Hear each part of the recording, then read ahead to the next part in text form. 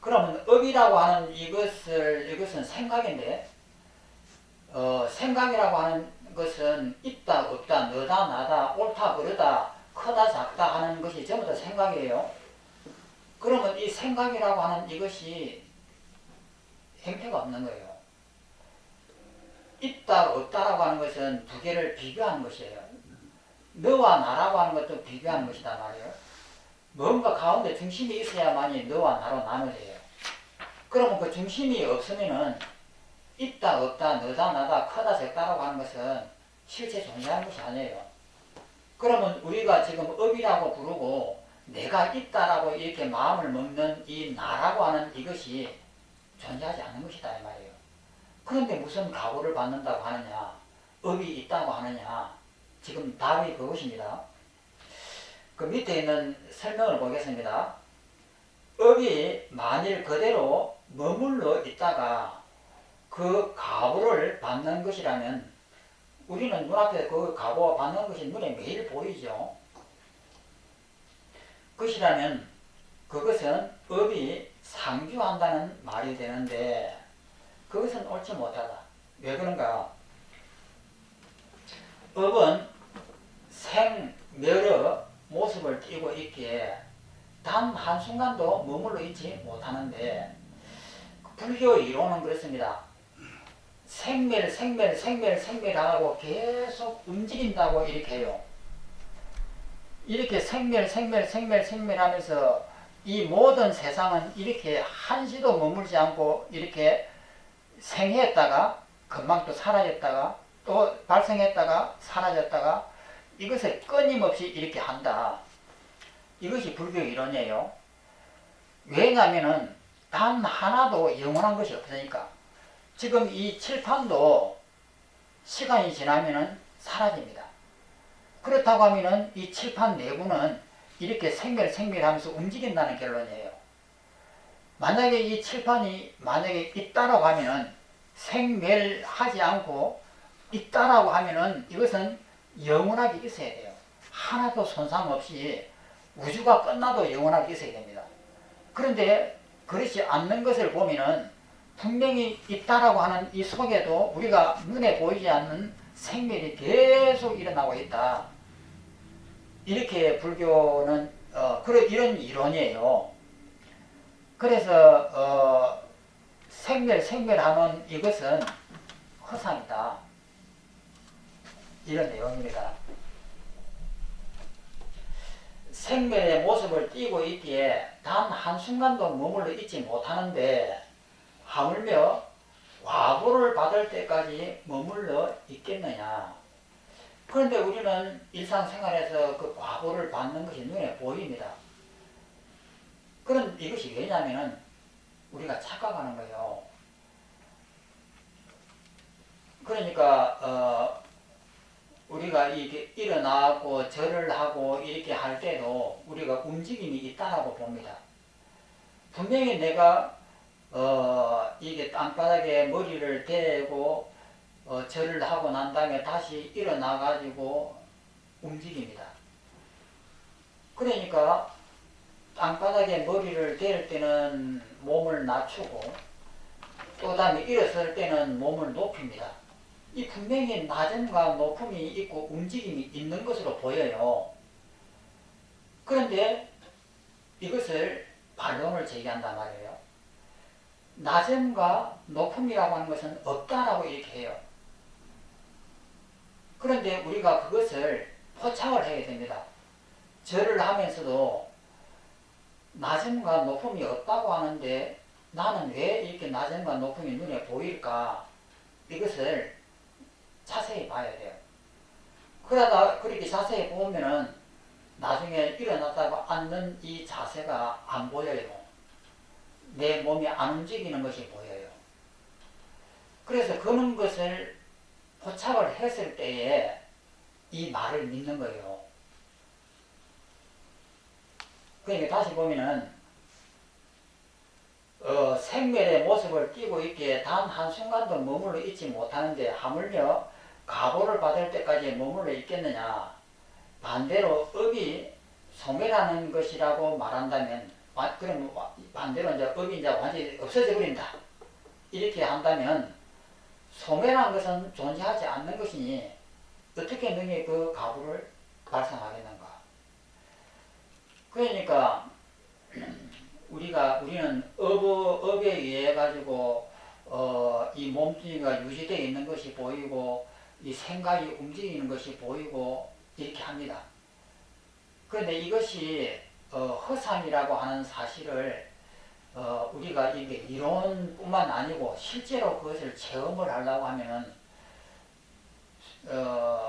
수행이 있어야 돼요. 그래서 자세하게 내 몸의 움직임을 자세하게 바라보면은 안 움직여요. 그것을 눈으로 확인을 했을 때에 우리는 이것을 믿는 거예요. 또 밑에 보겠습니다. 문 7번 싹따위가 싹이 이제 이렇게 이 곡식에서 싹이 자라잖아요. 그 나무의 씨에서 이제 싹따위가 상속하는 것이 모두 씨앗에서 생기는 것 같이 그 싹으로부터 결실이 생기고 씨앗 없이는 상속도 없다. 그러니까 씨앗이 있고 이런 씨앗이 있어가지고 씨앗 속에 이런 떡잎이 이렇게 있습니다. 그런데 이것이 물과 불과 공기와 흙이 이게 싹하고 씨앗하고 이게 서로가 관여를 하게 되면은 여기에서 싹이 이렇게 나옵니다. 그러면은 물하고 씨앗하고 이 두 개가 서로가 관계를 했기 때문에 이 싹이 나오는 거예요. 그런데 정말 이 두 개가 작동을 해가지고 싹이 나올까? 이것을 보는 거예요. 그러면은 물입니다. 이건 씨앗입니다. 물하고 씨앗하고 이 두 개가 서로 관계하는 것이 관계해가지고 작동하는 것이 보이면 되거든요. 그러면은 물이 씨앗 속에 연결이 됐다. 이라면 이 물이 씨앗과 하나가 되는 거예요. 그러면 물이 계속해서 하나가 되는 거예요. 그럼 이것이 상주가 됩니다. 그러니까 물이 씨앗하고 연결되고 난 다음에 사라지느냐, 연결하지 못하고 사라지느냐, 이 두 가지거든요. 그러니까 물이라고 하는 것이 영원하지 않으니까 생멸 계속 하는데 이어지고 사라지느냐, 이어지지 못하고 사라지느냐, 이것을 보는 거예요. 그러면 이어졌다라고 하면은 이것이 상주가 됩니다. 물이 씨앗 속에 영원하게 있게 되는 거예요. 그런데 이어지지 못하고 사라지면은 이 씨앗하고 물하고는 아무 관계가 없는 거예요. 그래서 이어졌다라고 하면은 우주가 생기기 전부터 우주가 끝날 때까지 이것이 이어지는 거예요. 이어졌다 하면. 그러니까 이것이 우주가 생기기 이전부터 이어졌고 우주가 끝날 때까지 이어지는 거예요. 영원하게 모든 이 물에는 그렇게 돼버리는 거예요. 그럼 이 물 하나에 모든 곡식이 싹이 나야 돼요. 그렇기 때문에 이것을 차세연이라고 하는데 유식을 배울 때 보면 이 부분이 굉장히 중요하게 다루어지거든요. 그래서 이어지었으면은 상주가 되고 이어지지 못하면은 단멸이 돼요. 그러면 상주가 된다고 하면은 이건 움직일 수가 없기 때문에 씨앗에서 싹이 날 수가 없고 단멸이 됐다라고 하면은 씨앗에 물이 가지도 않는데 어떻게 해서 싹이 날 수 있느냐? 안 되는 거예요. 그러면 상주가 돼도 씨앗에서 싹이 날 수가 없고 단멸이 돼도 씨앗에서 싹이 날 수가 없는 거예요. 그러면은 상주도 아니고 단멸이도 아닌 지금 여기에서 반은 이어지고 반은 이어지지 않았다. 이렇게 되면 동시가 되는데 동시가 되면은 반은 이어지고 반은 이어지지 않았다. 같은 시간대에 반은 이어짐이 있고 반은 안 이어지는 것이 있는 거예요. 그럼 이 두 가지가 같은 시간대에 동시에 있을 수는 없습니다. 그래서 논리상 물과 씨앗이 작동을 하고 싹이 난다고 하는 것은 안 맞는 거예요. 그럼 이것을 우리가 이론상으로 이렇게 이제 이해를 하는데 이것이 실제적으로 자기 눈에 체험이 돼야 돼요. 그래 체험이 되었을 때 우리는 이것을 믿으니까 그래서 내 몸의 움직임을 항상 이렇게 관찰하면서 과연 내 몸이라고 한 것이 움직이는가 그리고 내 몸이 있는가 내가 지금 허리를 구부린다고 하면 이것이 과연 구부림인가 뭐 일을 할 때 뭐 도구를 잡고 뭐 이렇게 움직일 그 일을 한다 뭐 나무를 베기 위해서 톱을 찌른다든지 나트를 들고 풀을 뺀다든지 했을 때 내 손의 움직임과 나트의 움직임이 과연 있는가 이것을 봐야 돼요. 보면은 없어요. 그래서 지금 설명하는 것이 이런 업이 움직인다라고 하는 것은 이건 불가능하다라고 설명하는 겁니다.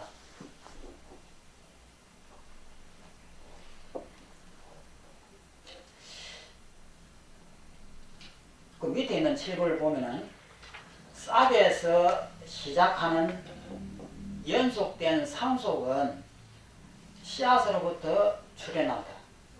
그것 싹으로부터 열매가 출현한다. 씨앗이 없다면 그것은 출현하지 않는다. 그러니까 씨앗에서 싹이 난다라고 이렇게 하는데 그 난다라고 하는 이 작동이 과연 되느냐 하는 거예요. 그런데 우리 눈에는 분명히 씨앗에서 싹이 보입니다. 싹이 보이는데 이것을 우리가 자세히 봐야 돼요. 그래서 물이 이렇게 흘러가는 것이 우리 눈에 보입니다. 그럼 물이 과연 흘러가는 것이 있는가? 이것을 봐야 돼요. 수돗물을 딱 틀고 딱 보면은 물이 밑으로 싹 흘러내립니다. 흘러내리는 이것이 없다고 하는데 왜 내 눈에는 흘러내리는 것이 보일까? 이것을 봐야 돼요. 그래서 나라고 하는 집착을 놓아버리면은 이 흐름이 없습니다. 그것은 내 목숨에 대한 애착을 놓아버리는 순간에 보여요. 그래서 그런 것을 통해 가지고 이 싹이라고 하는 것이 난다고 하는 이것이 틀린다라고 하는 것을 자기 눈으로 확인이 돼야 돼요.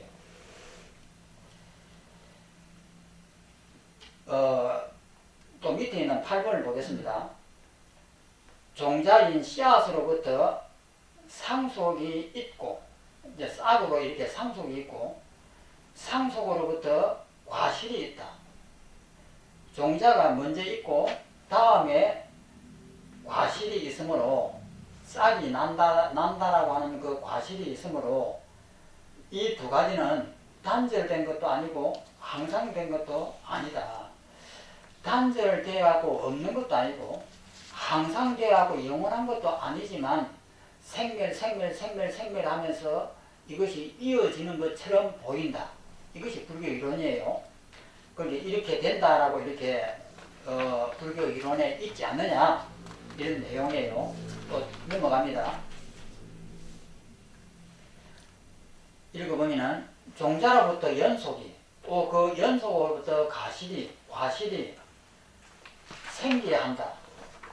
종자가 선행하고 먼저 이렇게 움직이고 과실이 열매가 있기 때문에 종자와 과실의 관계가 단절된 것도 아니고 항상된 것도 아니면서 이어져 나간다. 이렇게 이제 부처님의 이론을 가지고 이렇게 반론을 제기하는 거예요. 분명히 우리 눈에는 업이 있다.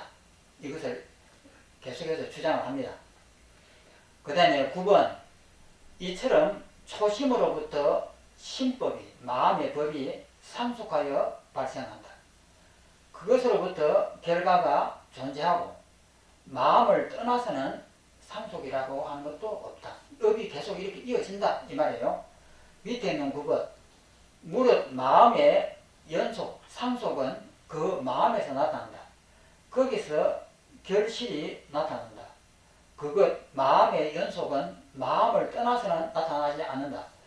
그러니까 우리 마음 속에서 이 업이 계속 이어지는 것이 눈에 보인다. 이것이 맞다. 이런 주장을 하는 겁니다. 그 다음에 10번, 마음으로부터 상속이 존재하고 상속으로부터 결과가 존재한다. 업이 먼저 존재하고 나중에 그 과보가 있는 것이기에 업과 과보의 관계가 단절된 것도 아니고 항상된 것도 아니지만은 이것이 계속해서 업이 유지되면서 계속 이렇게 뒤로 이어져 나간다. 이렇게 주장을 하는 거예요. 부처님께서 생멸 하면서 법이 이어간다. 이렇게 하셨으니까. 그 다음 밑에 있는 10번을 다음 장에서 봅니다. 그래서 마음으로부터 연속, 상속이 또 연속으로부터 결과가 생겨한다. 업이 선행하고 먼저 일어나고 결과